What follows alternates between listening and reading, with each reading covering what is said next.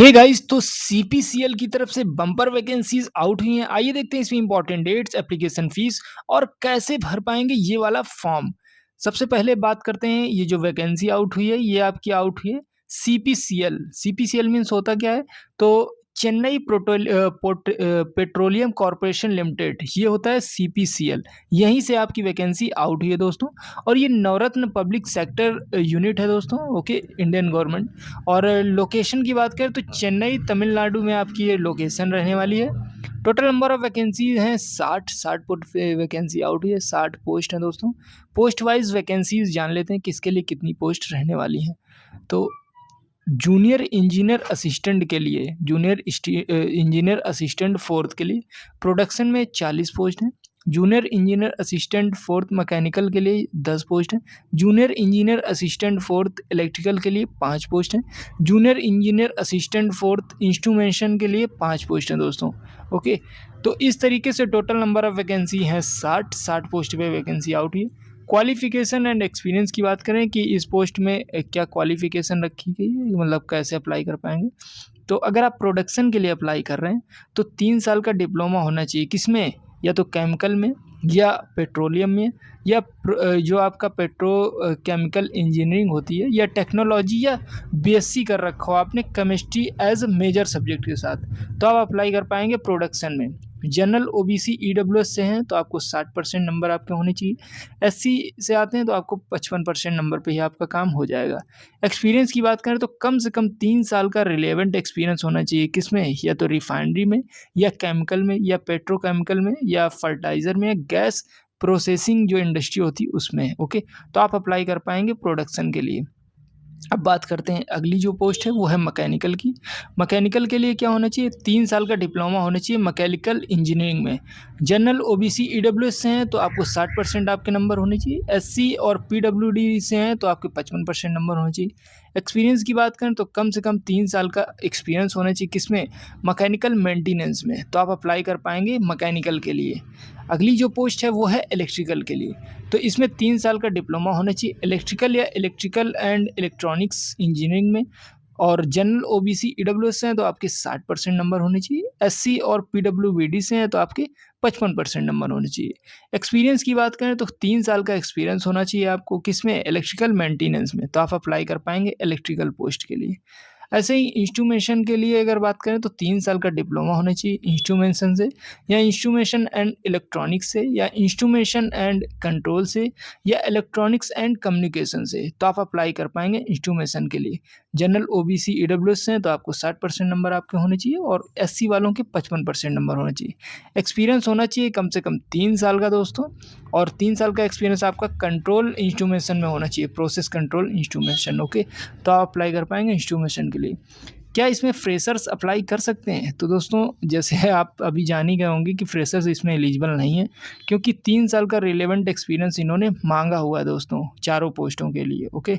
बात करते हैं इसमें सैलरी कितनी है प्रोवाइड करेंगे। तो इसमें आइडिया पे स्केल 25,000 से लेके 1,05,000 के बीच आपका रहने वाला है। स्टार्टिंग जो बेसिक आपका पे रहेगा, बेसिक पे अच्छा खासा है, बेसिक पे वो आपका 25,000 रहने वाला है। इसके अलावा डीए, एचआरए, सेल्फ लीज और पीएफ, ग्रेजुटी, एलटीसी या एलएफए और मेडिकल एक्सपेंसेस, जितने भी बेनिफिट्स हैं वो भी मिलेंगे दोस्तों।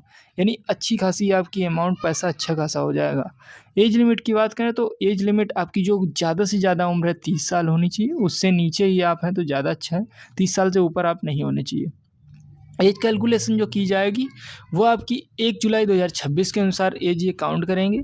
एज रिलैक्सेशन की बात करें तो एससी एसटी वालों को 5 साल की छूट दे रहे हैं, ओबीसी वालों को 3 साल की, और पीडब्ल्यूडी वालों को 10 साल की छूट दे रहे हैं जनरल में, और 13 साल की छूट दे रहे हैं ओबीसी में, और 15 साल की छूट दे रहे हैं एससी में।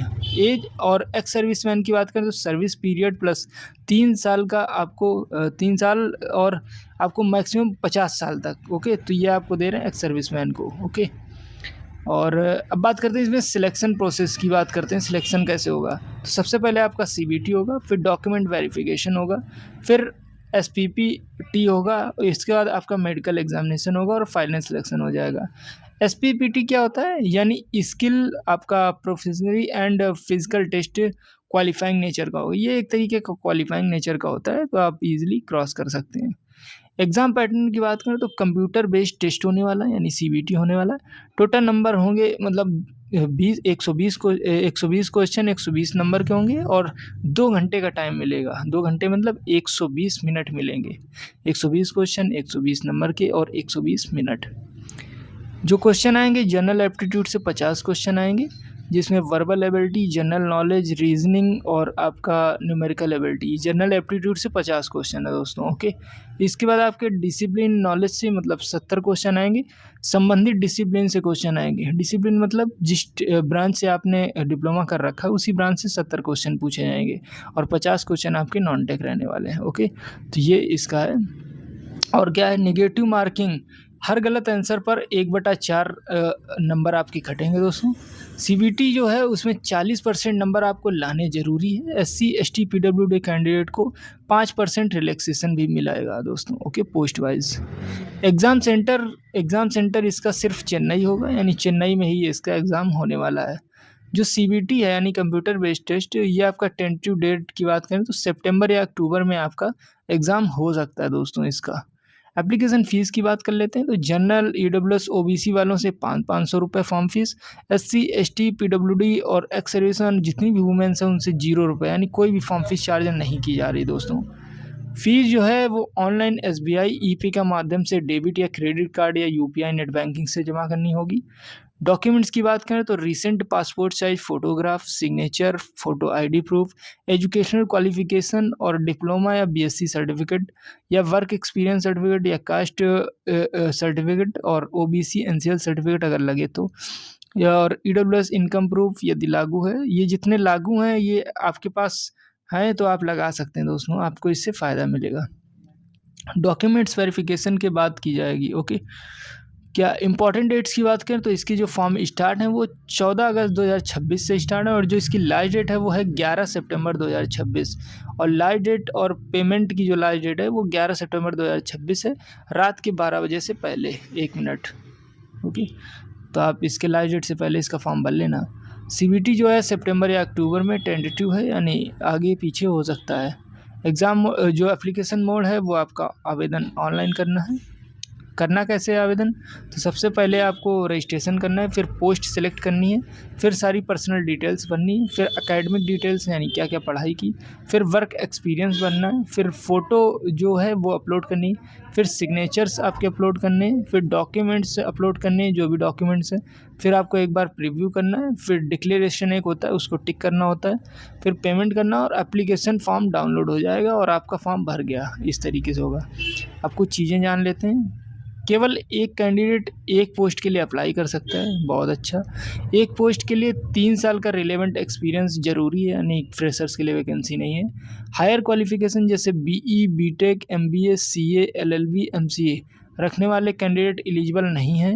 एप्लीकेशन में गलत जानकारी देने पर कैंडिडेट की जो फॉर्म है वो रिजेक्ट हो जाता है।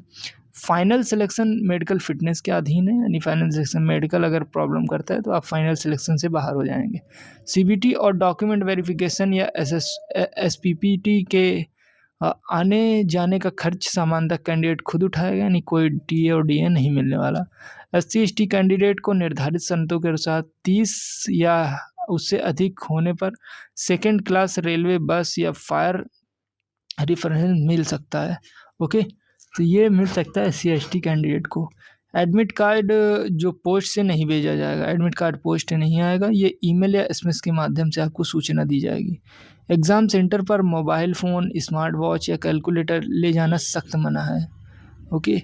वुमेन कैंडिडेट को जो है प्रोडक्शन और कुछ शिफ्ट हजारडिया जो वर्क एरिया में रिस्ट्रिक्शंस होंगे, यानी जो महिलाएं होंगी उनको प्रोडक्शन और कुछ हजारडियस मतलब सही जगह जो नहीं है वहाँ पे आपको जाना थोड़ा मना हो सकता है। नोटिफिकेशन में मेडिकल, इलेक्ट्रिकल और इंस्ट्रूमेंट पोस्ट, मैकेनिकल, इलेक्ट्रिकल और इंस्ट्रूमेशन पोस्ट को वुमेन के लिए आइडेंटिफाइड किया गया है, ओके। एप्लीकेशन केवल ऑफिशियल सीपीसीएल वेबसाइट के माध्यम से करें और किसी भी कोरेंडम अपडेट के लिए ये वेबसाइट है cpcl.co.in, इसको चेक करते रहें, यानी यहीं पे आपको पूरी डिटेल मिलेगी। बाकी कोई भी अपडेट आती है तो मैं तो आपको अपडेट दे ही दूँगा, और ऐसी वैकेंसीज़ इस चैनल पे आई हुई हैं और आती रहती हैं, तो चैनल को सब्सक्राइब करना बिल्कुल ना भूलें। कोई डाउट आता है तो कमेंट कीजिए, मैं उसको सॉल्व आउट करूँगा। मिलते हैं नेक्स्ट वीडियो में, तब तक के लिए बाय बाय दोस्तों। हे गाइस, अगर आपको बैंक, एसएससी, रेलवे या कोई भी सरकारी स्कीम का फॉर्म भरवाना है, वो भी बिना कैफे जाए, तो कॉल कीजिए इस नंबर पर और घर बैठे अपना फॉर्म भरवाइए। हम देते हैं कैफे की सारी सर्विसेज, वो भी बहुत कम प्राइस पर। चाहे वो रिज्यूम बनवाना या पैन कार्ड, सब कुछ होगा अब घर बैठे। अभी मैसेज करें इस नंबर पर और जुड़े हमारी फैमिली से। नंबर है 9721404233। अभी मैसेज करें, व्हाट्सअप कर सकते हैं 24 आवर कभी भी। ओके, तो मिलते हैं नेक्स्ट वीडियो में, तब तक के लिए बाय बाय दोस्तों।